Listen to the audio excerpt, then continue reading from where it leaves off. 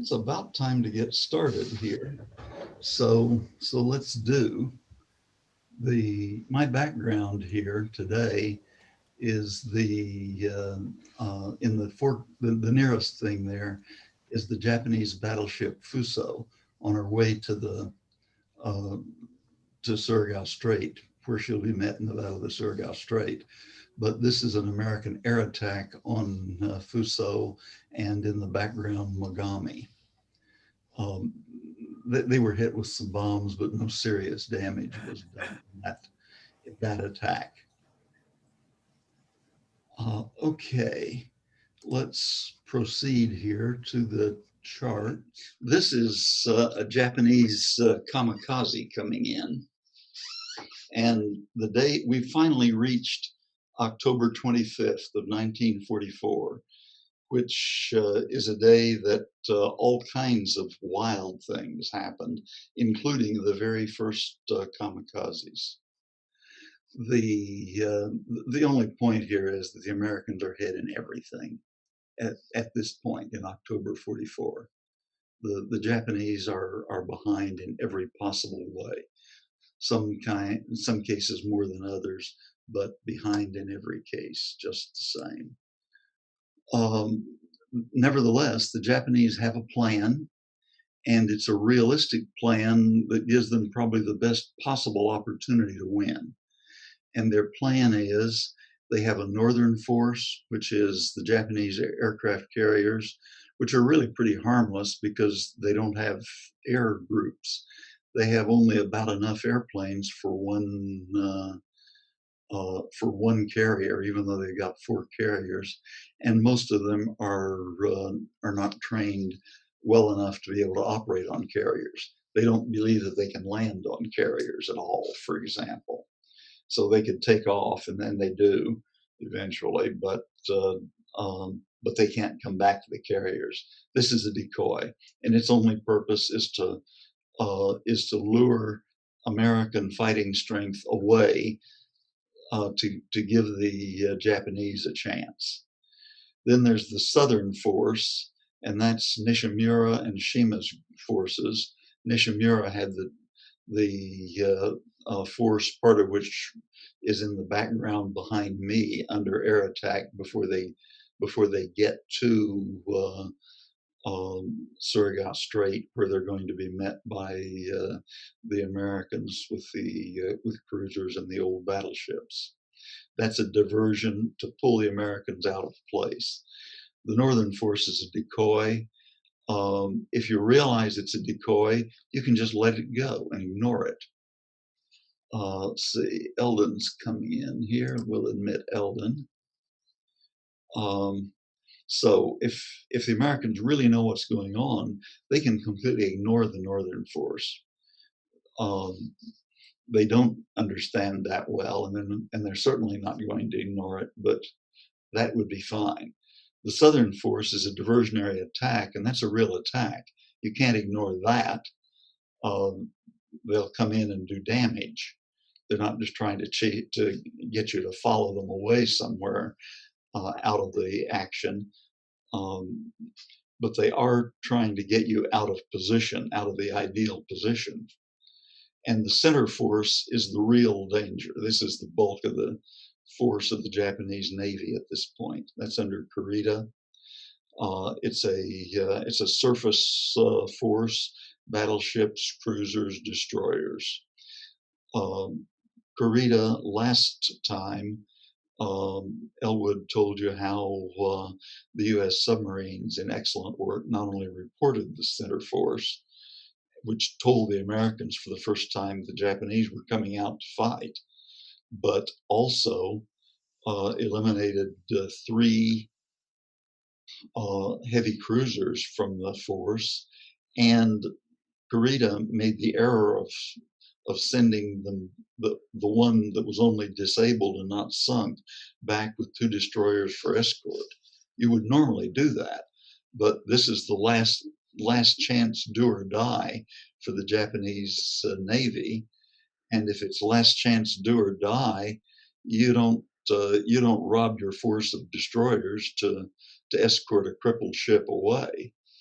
That was a mistake. But the net effect was 5 down out of 31, leaving only 26 ships in the main force, which was Kurita. Okay, we have reached October 25th, and the one of the authors, Cutler, in fact, calls it the Great Day of Wrath, and that couldn't be more appropriate. Almost everything happens on this day. The first kamikazes arrive on this day. The Southern Force and the Central Force both come in and hit the Americans on this day.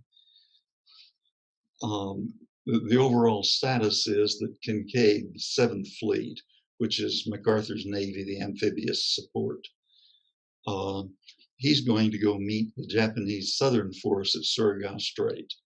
And while this is really an amphibious support force, he's got enough capability to deal with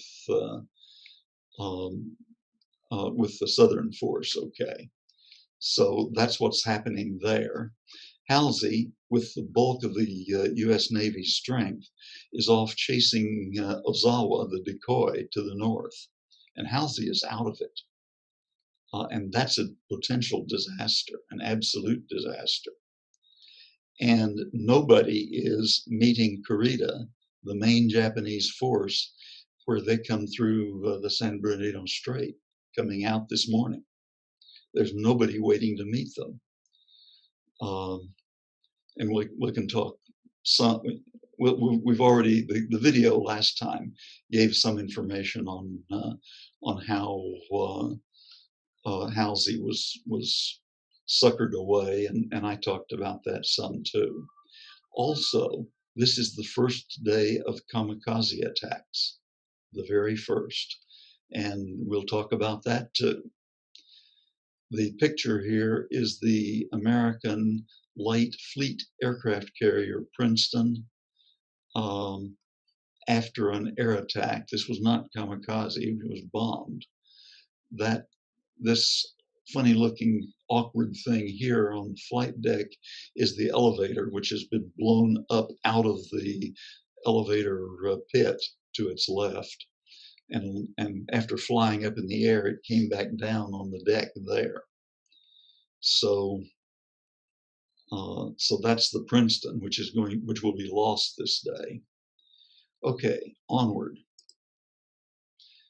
We're ready for the first video, and this is the Battle of Surigao Strait, where Nishimura, followed by Shima, comes through and meets the old U.S. battleships, and above all, meets the U.S. destroyers. A meeting that's going to be very inconvenient for the Japanese. Let me go to that. Because the Japanese clearly intended to enter the Surigao Strait at night, neither the escort carriers of 7th Fleet nor the army bombers in the region could be of any help to the defense.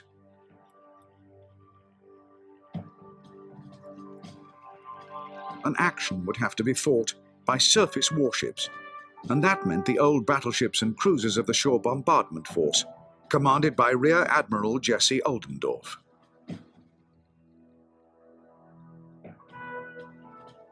Oldendorf made painstaking preparations. He would have the fleet's destroyers, and with these, he was determined to weaken the Japanese before the big ships engaged.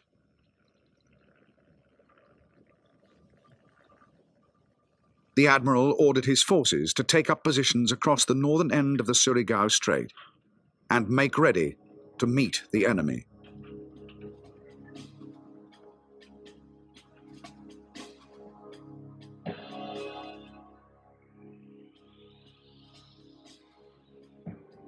The American battle line would be made up of 6 battleships, which would steam east and west across the Surigao Strait. To the north was placed a column of 6 destroyers, Destroyer Division X-Ray, to guard against enemy submarines. In front of the battleships were placed two groups of cruisers, right and left flank. The left flank cruisers were screened by the 9 destroyers of Destroyer Squadron 56.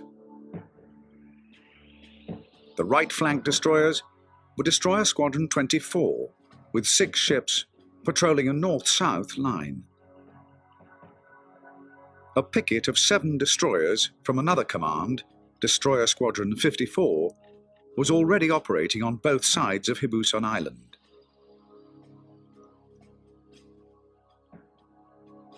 If the enemy approached up the strait, as expected, Oldendorf would have succeeded in executing the classic naval maneuver of crossing the T, the highest tactical ambition of any fleet commander. The American battle line would be able to fire full broadsides, while the enemy would be unable to bring all its guns to bear until it could maneuver, and by then it would be too late.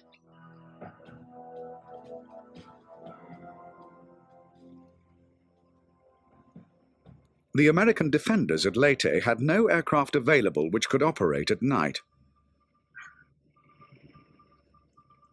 7th Fleet had to rely for information on 13 groups of radar-equipped torpedo patrol boats, 39 in all, which were sent on the afternoon of the 25th to find the enemy.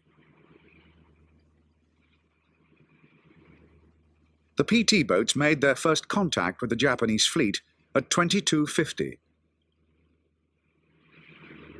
For the next 4 hours, they launched one frenzied torpedo attack after another.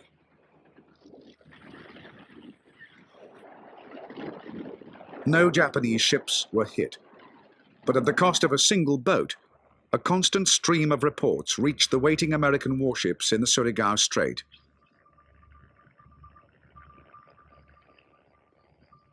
Next to attack were the destroyers of Squadron 54, which sighted the enemy column at 02:45 and raced towards the Japanese fleet at 30 knots.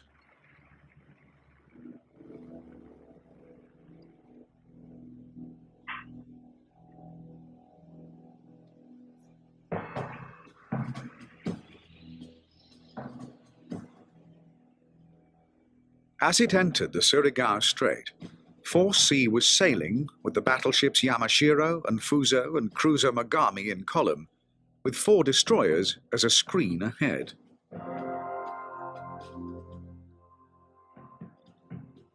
Destroyer Squadron 54 attacked in 2 groups. The first section raced down the strait and launched its torpedoes at 0300, hitting Fuso, which fell out of formation, sinking. 9 minutes later, the second section launched its torpedoes. 3 of the Japanese destroyers and the battleship Yamashiro were hit. 2 of the destroyers were sinking, and all 3 were knocked out of the fight. But Yamashiro continued to steam on. The Japanese column was now reduced to Yamashiro, the cruiser Mogami, and the destroyer Shigure.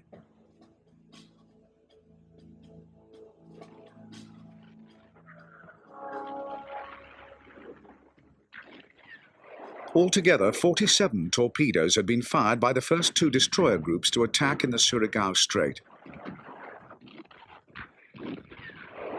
5 Japanese ships had been hit, of which 3 had been sunk or were sinking.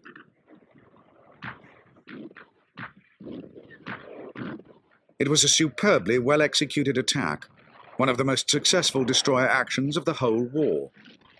But Force C's ordeal at the hands of 7th Fleet's destroyers was not yet over. As the right flank and then the left flank destroyers attacked, Yamashiro was hit again twice, and the damaged destroyer Mochishio was sunk. Altogether, the American torpedo attacks had accounted for 75% of the firepower of Force C. Meanwhile, the guns of the American cruisers and battleships, 64 of them massive 14 or 16-inch weapons, prepared to fire on the approaching Japanese column.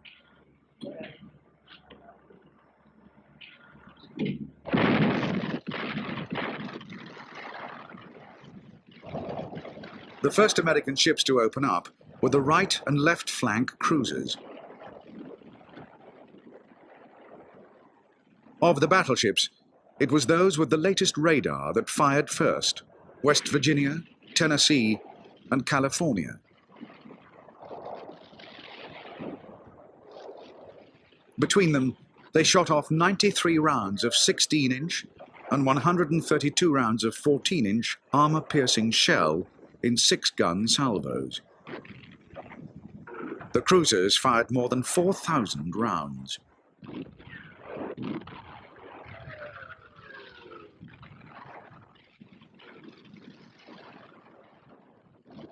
Overwhelmed by the storm of fire, Mogami and Yamashiro took hit after hit.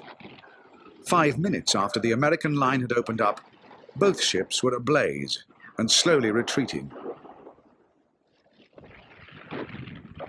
At 04:19, the battleship Yamashiro capsized and sank, taking with her the force commander, Admiral Nishimura, and almost all her hands.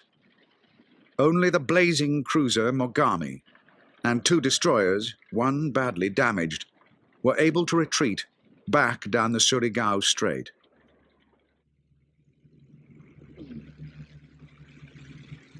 At first light, American aircraft from 7th Fleet's escort carriers were sent to find the remnants of Force C. During the night, the cruisers of the Japanese 5th Fleet had also begun to enter the strait, but had quickly fled, one of their number torpedoed by an American PT boat. Now they were the object of an intensive search by American aircraft and a chase by Oldendorf's fleet. Cruisers, carrier planes, and army bombers would finish off all the crippled ships from both Japanese forces, while of the whole Japanese southern force, only a cruiser and 5 destroyers would survive.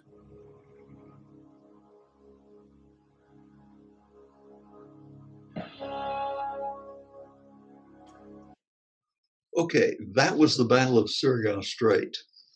That was the last battleship action in the world. Nobody builds battleships anymore. Nobody operates them. That was the last battle. Battleships ruled for 400 years, from through the age of sail and of steam, and it ended right here. Questions, comments? Was this known as the Great Turkey Shoot? No, that was an air battle, Battle of the Philippine Sea, which was, see, this is October, that was in July. So Okay. that was 3 months earlier. Not too far away geographically, but that was a carrier air battle. And it was called a turkey shoot because the Americans were repeatedly attacked by Japanese aircraft, and they shot almost all of them down. Yeah, I think the numbers are something in the neighborhood of 200 Japanese aircraft lost for a total of 29 U.S. aircraft lost. I had thought the Japanese total was even higher than that. Yeah. But it literally wiped out the Japanese carrier air groups. There was nobody left. And that's a major part of the reason that the Japanese carriers are being used as toys in this action. They don't have air groups. Okay, that was Surigao Strait. Now, the video described multiple attacks by destroyers, torpedo attacks by the destroyers, and that was all quite true. But the first group of destroyers that attacked, the 5 destroyers of Squadron 54, were actually not part of Oldendorf's force. Oldendorf was preparing to fight this battle, and Captain Coward, who commanded Destroyer Squadron 54, messaged Oldendorf volunteering to join the battle. He heard there was going to be a battle, and he wanted in it. It wasn't actually, he did more than volunteer. He said, "We'll do it if you agree." And his was the most effective torpedo attack of the night, in fact. Yes, Denny. I guess the initial attack was done by the PT boats as described in the video. So we're supposed to, their most important function was scouting, to make reports. And they were supposed to report and then attack. Now, this was 1944. Radios were vacuum tube and high voltages. And a PT boat is rough. There's a lot of shock and vibration, and there's a lot of water. It's rough and wet, and this is not a good environment to keep that kind of electronics operating in. And so typically, one of the PT boats would spot the Japanese, and okay, we got to make this report. The radio doesn't work. The devil with it. Torpedo run. Well, my point was they fired, I think, 39 torpedoes and didn't hit anything. They didn't hit anything. I think they fired more than 39 torpedoes. There were 39 torpedo boats, and I think they fired more than an average of one per boat. And they didn't hit anything. That's exactly right. And one of the conclusions was that that we really ought to do more training on torpedo operations for the torpedo. They really hadn't been used. They hadn't been doing torpedoes. They'd been scouting. They'd been using deck guns against Japanese small craft that were trying to bring in supplies or men. They were doing useful work, but they really didn't come up against major ships that they would use torpedoes for. And they weren't, their torpedo training, to this extent it existed, was rusty, and their torpedoes were rusty too, as a matter of fact. Those things have to be maintained pretty meticulously if they're going to work right. Well, previously you talked about how poor the torpedoes operated themselves, in earlier classes. Yeah, that's right. And now this was late enough in the war that they should have had torpedoes that would work. Oh, okay. But the destroyer torpedoes demonstrate how they worked. Yeah, the destroyer torpedoes really worked. The PT boats simply hadn't been using torpedoes. They hadn't had a lot of training, and what they had been years before. And the torpedoes, I suspect the torpedoes hadn't been properly maintained as well. Eventually, they did get one hit after the Battle of the Surigao Strait, as the surviving Japanese forces were retreating. There was a torpedo attack that actually got a torpedo hit on one ship, but that was later. That wasn't the night we've been talking about here. The British had a boat basically built on the same requirements as the PT boat, but it didn't have the torpedoes. And they would go out and pick up the air crews that had to land in the channel. Any of the aircraft that were lost, German or English. And when the Germans started shooting them up because they didn't want them taking their pilots back and having them fly again the next day against the Germans. So they started putting guns on the rescue boats. and they did not get quite as many guns on as the PT boats in the Pacific. One of the things that the PT boats in the Pacific used, they replaced the Oerlikon with a Bofors 40 millimeter on the stern. They put the Oerlikon on the bow to accompany a 37 millimeter autocannon that they pilfered from downed P-39s. They liked that so much that the Echo people who were building the PT boats made it a standard that they added to the boats. And some of the other things they added rockets, they added additional machine guns. They basically became a gunboat rather than a torpedo boat. And I have seen a video on the web of an attack by PT boats of one of the oil fields down in the Java area. They were shooting up the oil wells to keep the Japanese from acquiring the fuel. There are some PT boats that have been refurbished up in Portland, Oregon. There is one that's they run excursions around the bay. The World War II Museum in New Orleans just refurbished a PT boat and put it in their displays. The British have refurbished a rescue boat and have it set up for excursions. Okay, let's move on here.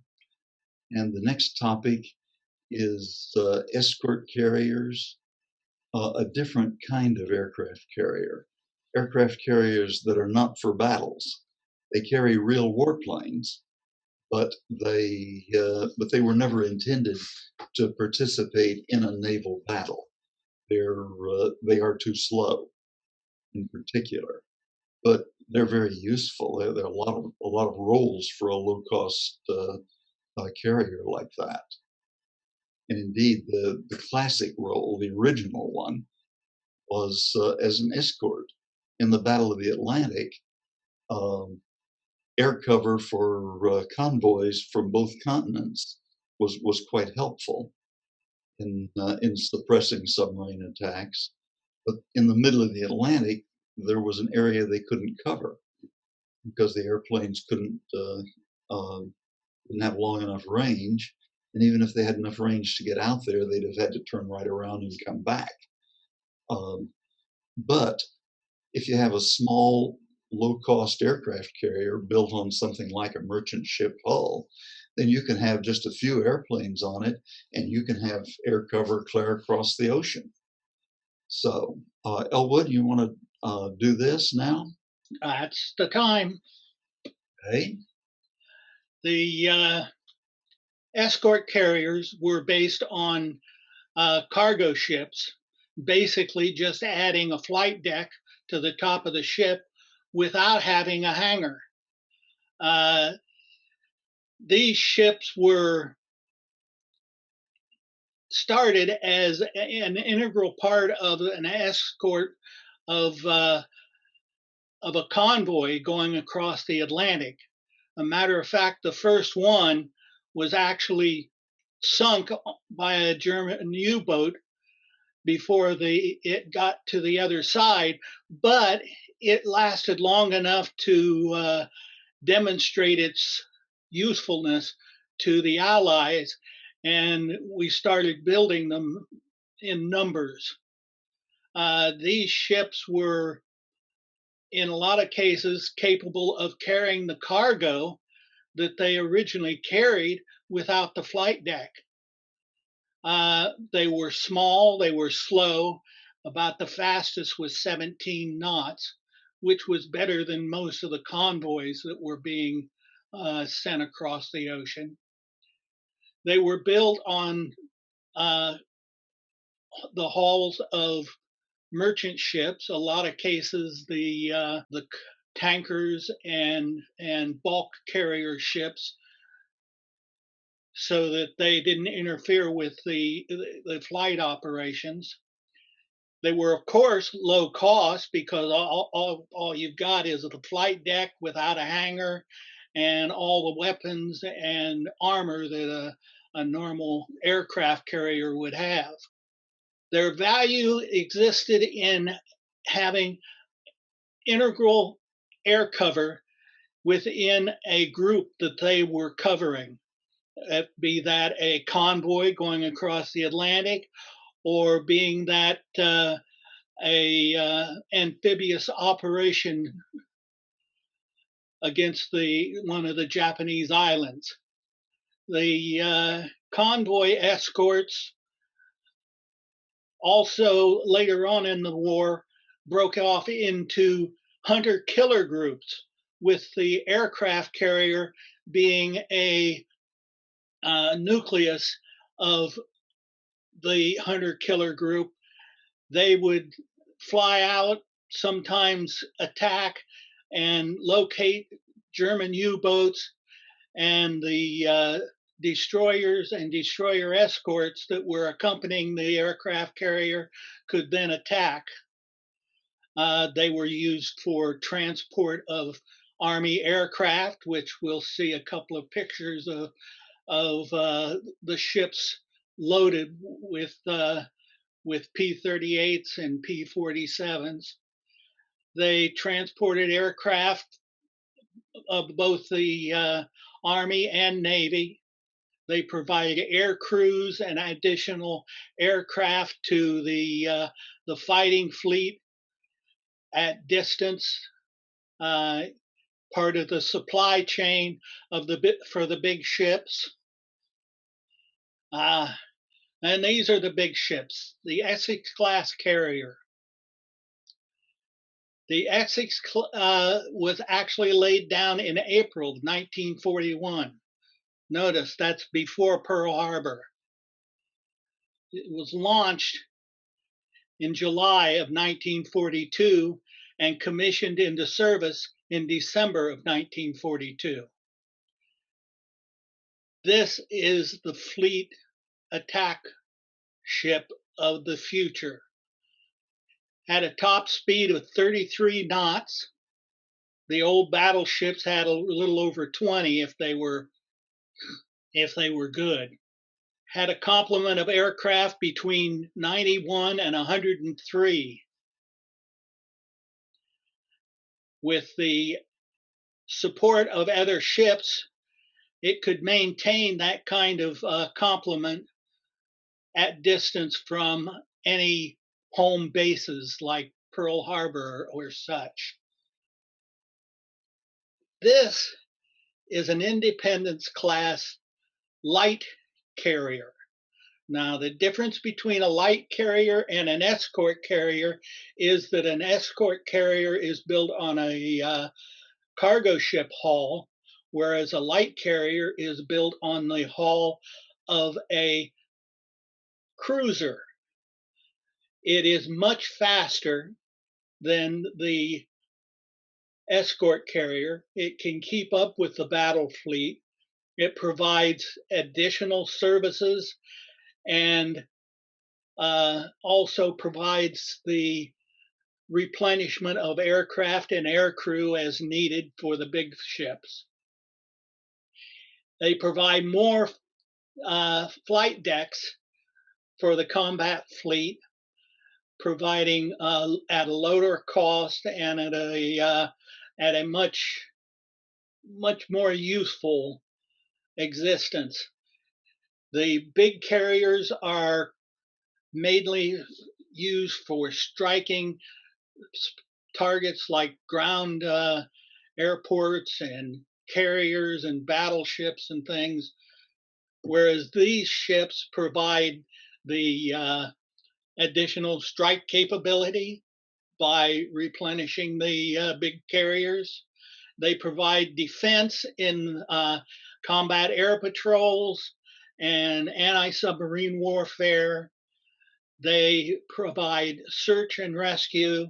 They will, in many cases, carry a float plane to be able to land on the water and pick up down pilots and things like that. These ships are slightly larger than the escort carriers. The escort carriers, because of the variety of things that they were required to do, they were called jeep carriers by some of the Navy people. Because of their size, they were called baby flat tops. So they had their usefulness, and the flight deck, you had to know what you were doing to land on a small flight deck. Here you see the flight deck of one of those escort carriers. It's loaded with what looks like P-40s. And over here on the side, over here, this looks like possibly a float plane or one of the British anti-submarine swordfish. How do the aircraft? Doesn't seem. How could they have no runway space to take off? You're not going to fly these airplanes off that flight deck. You're going to pull up to a pier and you're going to take a big crane and lift them off. These airplanes are not going to be flown off. The escort carriers, at least most of them, did use catapults so that they could launch airplanes in a very short distance also. Yes, they did. Is that a catapult there on the front on the right? I think it is. Well, I may be looking at the wrong place. On the port side of the flight deck. That's where it would be. Yeah, it looks like one to me. It's hard to tell. We can't be sure. We don't really know the details of this ship. No, this is there's a little bit up here. It's underway in July of 1943. The ship has commissioned in September of 1942. And they have their own cranes, but a deck this crowded, they're going to be unloading this ship at a dock. It's not going to be. These are definitely not Navy aircraft. Yeah, these are Army airplanes, and they wouldn't be, even if the ship is equipped to catapult airplanes, these airplanes wouldn't have the proper interface for catapult. So they would pull up to a dock and lower the airplanes, pick them up off the deck here and lower them to the dock one by one with a crane. Yeah, Admiral Kimmel had 18 of these in the 7th Fleet that he commanded. They were broken up into smaller groups of 3 to 5 ships with a destroyer and a destroyer escort protection for them. Taffy 3 was one of these groups, paid dearly for their stubbornness with the Japanese as they came into view. The merchant ship hulls, this particular type of ship is much slower. They can launch Navy aircraft. These being Army aircraft probably are not designed to be catapulted. The escort convoys that they protect, this would be a cargo ship in one of those. It would not be an escort at that time because they can't get an aircraft launched from the deck here with all these airplanes on it. As said before, organic air cover as having one of these ships as part of the convoy going across the Atlantic or in the Pacific.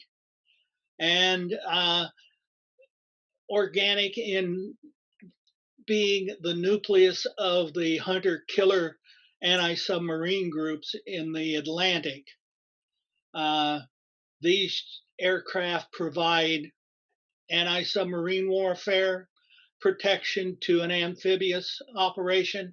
They provide air defense to an amphibious operation. They provide bombardment, ferrying aircraft and air crews.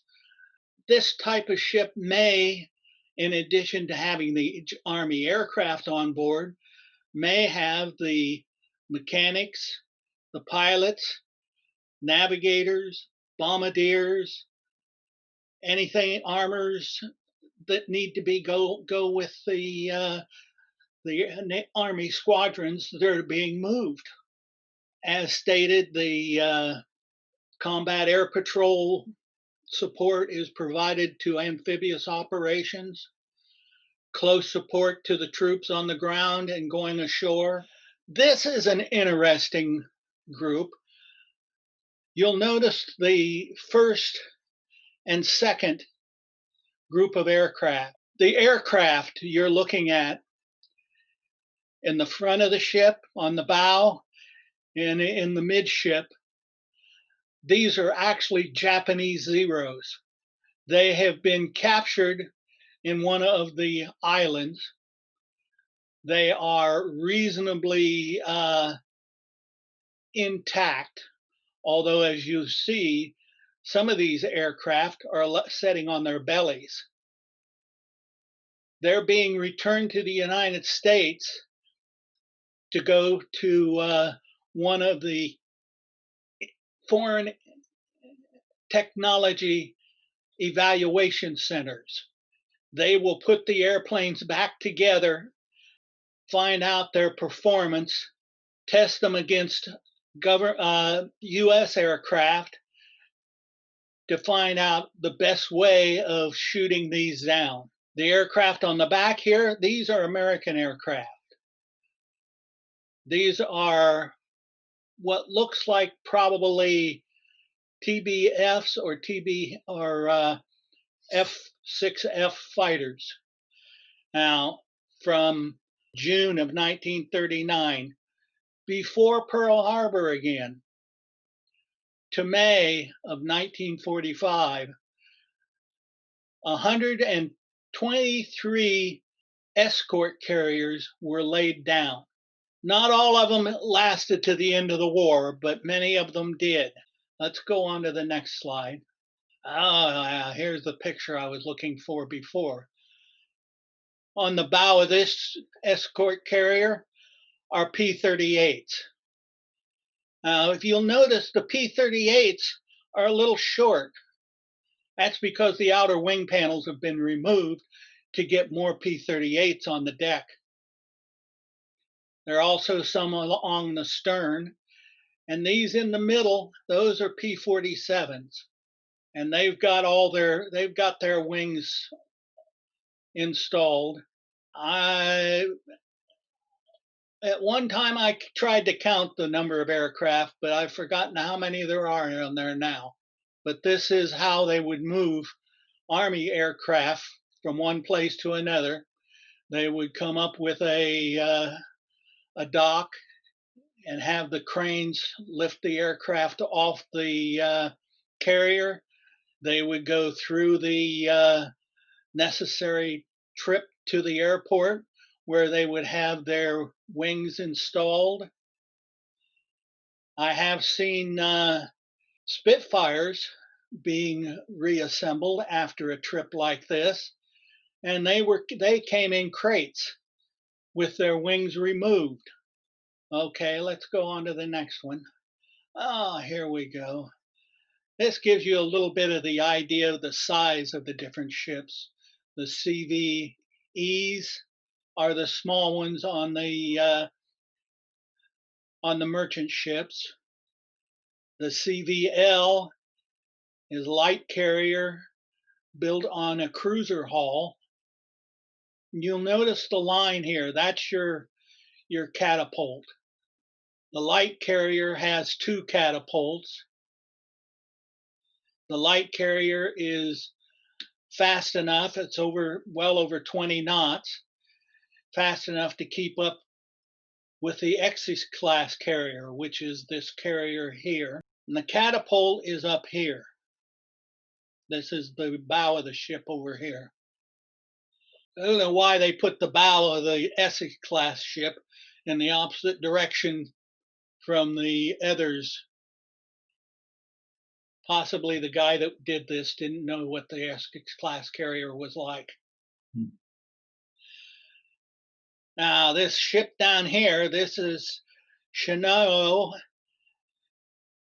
Chinook was built on the 3rd sister of the Yamato class battleship hulls. After the Battle of Midway, the Japanese decided, hey, we're going to need something more in the line of a carrier than we do a battleship. So they started converting the 3rd sister into an aircraft carrier. This aircraft carrier is the largest built during the war. The Essex class carrier is 33,000 tons. The Japanese carrier that you see here is over 60,000 tons. The flight deck is armored. And as with a lot of the Japanese plans, things didn't quite work out. This ship never got into service. There was never an air group. She was torpedoed by a submarine. Her crew was new, poorly trained. Her battle damaged group was not up to par. She turned over and sank. Any questions or comments about this? As for the number of aircraft that they may have been able to accommodate, they didn't have enough aircraft to man the ship anyway. Yeah. The escort carrier is much smaller. They are closer to the water. The Essex class carrier would be one of the the only Yorktown class carrier that survived the war. Halsey tried to host a group that wanted to save the Enterprise as a museum ship, but they couldn't collect enough money, and they ended up scrapping the Enterprise. Now, a couple of the Essex class carriers, after they had been modified into more modern form, have been set aside as museum pieces. The Yorktown, the Oriskany. Oriskany is, no, that one they sank. No, this is the Independence in New York City. The Essex is on the, I think maybe Corpus Christi. I'm not sure exactly where. But that sounds about right. One little item about the Japanese carrier. The Japanese were very secretive in their production of the Yamato class battleships and this carrier in particular. There are only 2 photographs of this aircraft carrier in existence. During the war, the Navy Department did not believe the captain of the submarine that sank it. Said, the Japanese don't have anything that big. Okay, let's go on. Okay. Ziggy Sprague is the admiral here who commanded the task group 77.4.3 That's the little group of escort carriers and their support ships that were hit by the main force of the Japanese Navy here, by Kurita's force. They found themselves unexpectedly, to put it mildly, under fire and being chased by Kurita's center force. Kurita was capable of 25 knots. Some of the ships, and they were operating independently, some of the ships could even do 34 knots. And the escort carrier group was 17 knots at its very best. So Sprague had no idea this was coming. He suddenly found himself in this terrible, indeed hopeless-looking predicament. And he immediately gave a set of orders which were absolutely right. He didn't make any mistakes. What he ordered was maximum speed into the wind, launch every airplane, because if you're under fire and being hit by shells, the last thing you want on your ship is an airplane. Airplanes have gasoline, which is not well protected. They have bombs, which you don't want on your airplane, on your carrier in an emergency with, with fire and explosions around. So launch every airplane. If it has only an eighth of a tank of fuel, fine, launch it, go. In one case, they launched an airplane that literally had no fuel, and they launched it without a crew. It was just, they were simply getting rid of the dumb thing. They threw it out into the ocean with the catapult. Every ship make as much smoke as possible. Any steamship can make funnel smoke. They just put more oil in the firebox than there's air to burn. And the result is dense black smoke out the funnels. In addition, a number of these ships had smoke generators, chemical smoke generators, oil fog or some other type, which made light-colored smoke. So they had white smoke and black smoke. And the escorts were instructed to follow, that is, get between the Japanese force and the American force, zigzag back and forth while making the maximum smoke. And since the Americans are going into the wind, this smoke occupies the space between the Americans and the Japanese. And it was extremely helpful in keeping the Japanese from knowing where the Americans were, from targeting them accurately and the like. Later, he ordered a torpedo attack by the escorts when things looked really, really desperate. He also ordered immediately all aircraft to attack the enemy, even if you don't have any bombs. Pretend you're bombing them. Get them to evasively maneuver, disrupt their operations as best you can, and then rearm and service at Tacloban on Leyte Island on the land. Don't come back to these ships. So those were his orders, and that was absolutely right. He did it just perfectly. Okay, here is the video on the Battle off Samar. And note particularly the effect of visibility, which was very important. The smoke, there was also some rain and mist around, which also impeded visibility, and poor visibility was all to the good of the Americans.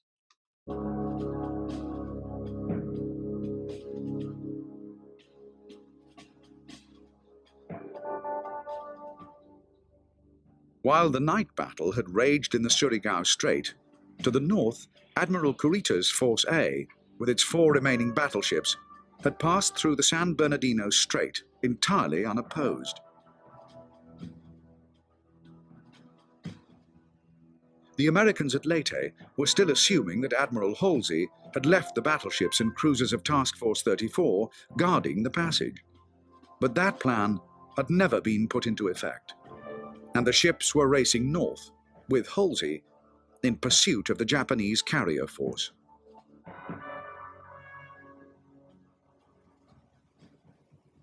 At 0400 on the morning of the 25th, Admiral Kincaid sent a message to Halsey asking him to confirm that Task Force 34 was on station. However, the message would not be received until 0700, and by then it would be far too late. Admiral Kurita's battleship force was steaming straight for the escort carriers of 7th Fleet. The Americans had as yet sent out no reconnaissance aircraft, and radar indicated nothing amiss.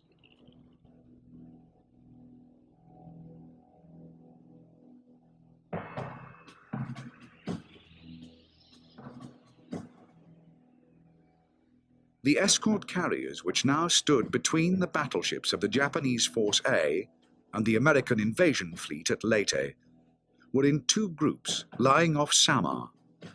Call signs Taffy 3 and Taffy 2.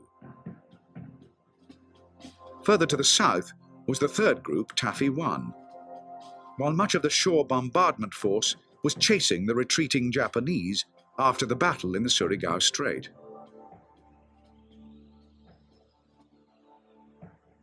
It was an anti-submarine patrol plane from Taffy 2 which first sighted the Japanese fleet only 20 miles from Taffy 3. The aircraft immediately radioed its report to the carriers. The time was 06:47.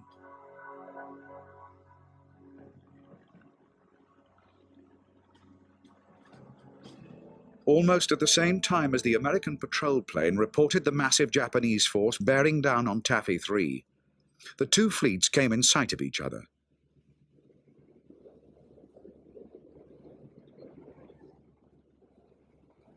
The effect was to cause complete consternation on both sides, but it was the Japanese, with a far stronger force, who would make the mistake. Admiral Kurita ordered general attack in the middle of a routine maneuver without waiting to form a battle line. The result was chaos, with the Japanese ships rushing piecemeal towards the American carriers.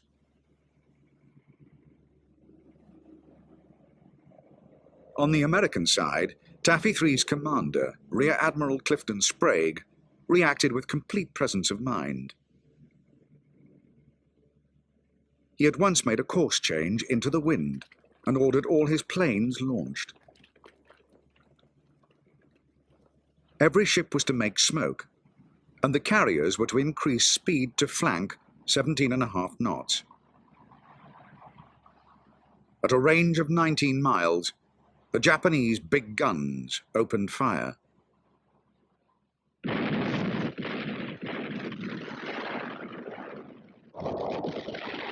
As the salvos marched closer and closer to the escort carriers, Taffy 3 broadcast in plain language a desperate appeal for help.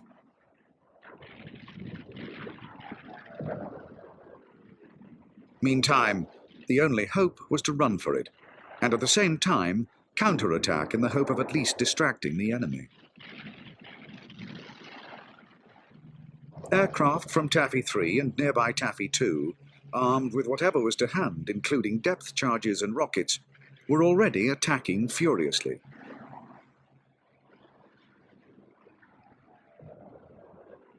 It would take time before properly coordinated strikes could be mounted, but meanwhile, Taffy 3's screening force of 3 destroyers and 4 smaller escort destroyers would have to be sent against the Japanese cruisers and battleships.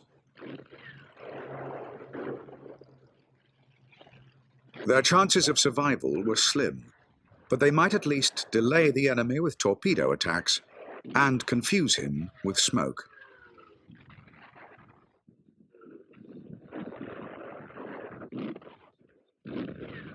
The charge by Taffy 3's destroyers and escort destroyers, launched straight at the Japanese fleet, was so determined and aggressive that the enemy was thrown into total confusion.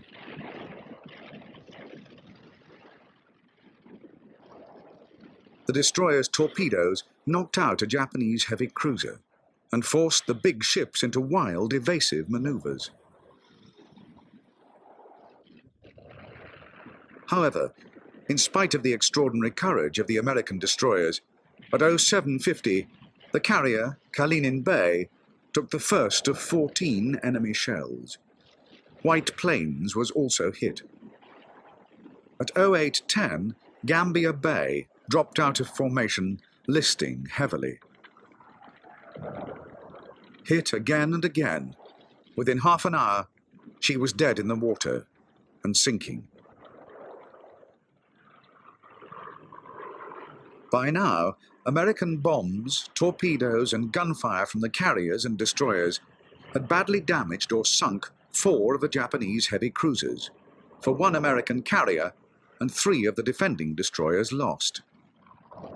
The Japanese fleet was in utter disarray, and Admiral Kurita had completely lost tactical control.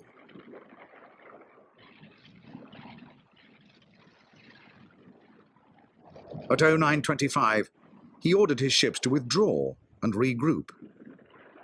To the Americans, it seemed like a miracle.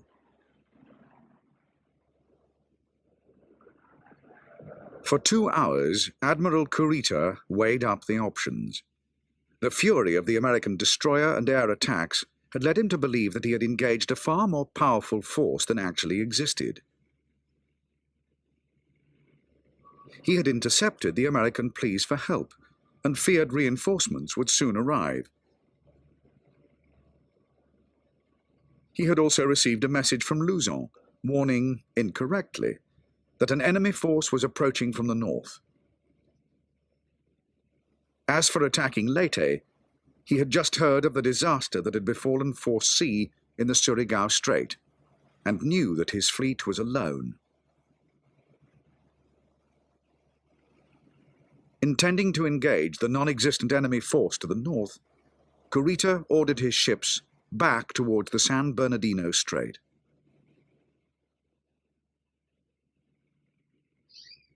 Although the escort carriers of Taffy III had escaped destruction at the hands of Admiral Kurita's battleships and cruisers, their ordeal was not yet over. Okay, that was the Battle of Samar. Okay, they made it, actually. They lost 4 ships, the Gambier Bay, the destroyers Hull, Johnson, and the destroyer escort Roberts. And given that they faced the entire strength of the Japanese Navy, which was far, far faster than they were, that was amazing. They made it through, sort of, but how did they do it? The limited visibility was key. Kurita's flagship was the Yamato, and when the Hull launched torpedoes, and they made their torpedo attack, they launched at the Yamato. In fact, launched a spread of torpedoes, and they were correctly aimed and everything. And if the Yamato didn't do a radical maneuver, they were going to be torpedoed by multiple torpedoes. This would be very bad. They moved to, so they had to maneuver. The ideal thing to do would be turn to starboard, toward the direction the torpedoes were coming from, and get between the torpedo wakes, let the torpedoes go by, and then you can continue chasing the Americans. But there were other Japanese ships in that location. If they turned to starboard, they'd have been in a collision immediately. So that wasn't really a viable option. They had to turn to port. Turn to port meant that they had that they were going with the torpedoes, the same direction as the torpedoes. They had torpedoes on the right hand and torpedoes on the left hand. And the torpedoes were moving just about the same speed they were. And they really couldn't do much of anything except keep running until the torpedoes um, uh, ran out of fuel and stopped, and that's what they did. But that took Kurita totally out of the battle. He was far, far from where he should be, and that in turn meant that that he had an even harder time with the limited visibility from the smoke, the rain, and everything of telling what was going on. So he was in a very powerful position. His fast cruisers were coming up close to the escort carriers already, and had destroyed one of them, the Gambier Bay. But he didn't know that, and so he called off the chase. So that's what happened. It was a matter of lack of situational awareness on Kurita's part.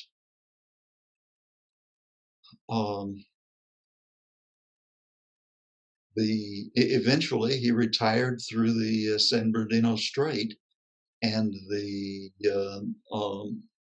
big battle was over.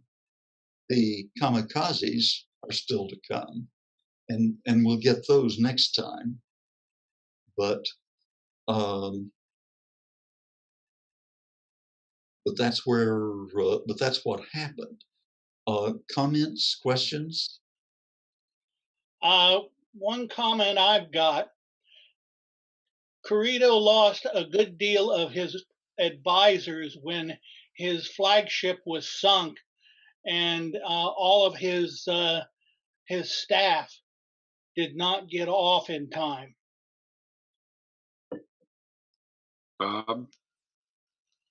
Bob? Yes.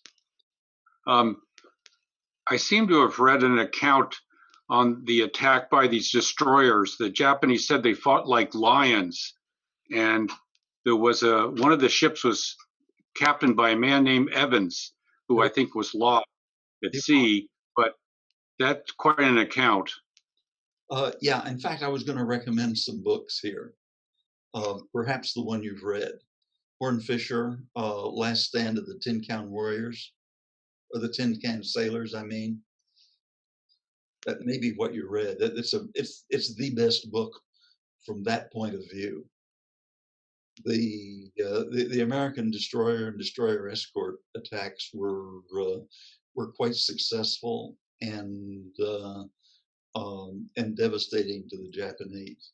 They were really gutsy, as I understand. They were also near suicidal for the Americans who were involved too. Let's see. Let me kind of skip ahead here and look at those and show you those books. Let me do that. But here are the books. This is Last Stand of the Tin Can Sailors, and you know, if this gives you the view from aboard the few destroyers and destroyer escorts that made that attack.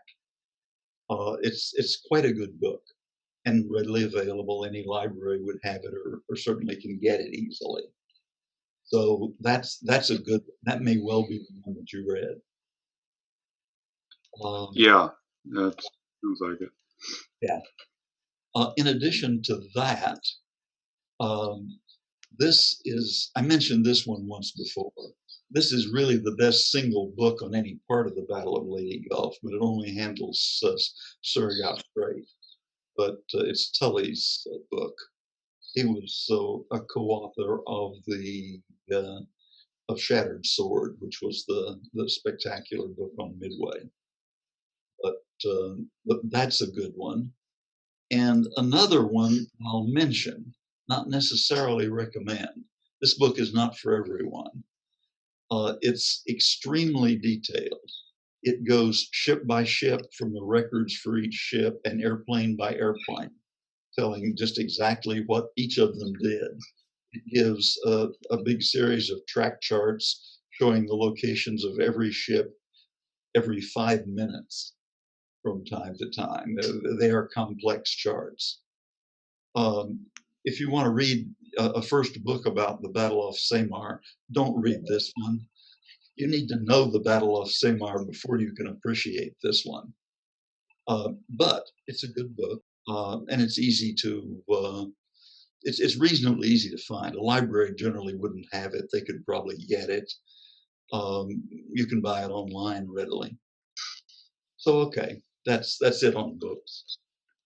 Okay, that's everything of the Battle of Leyte Gulf, except for the kamikazes.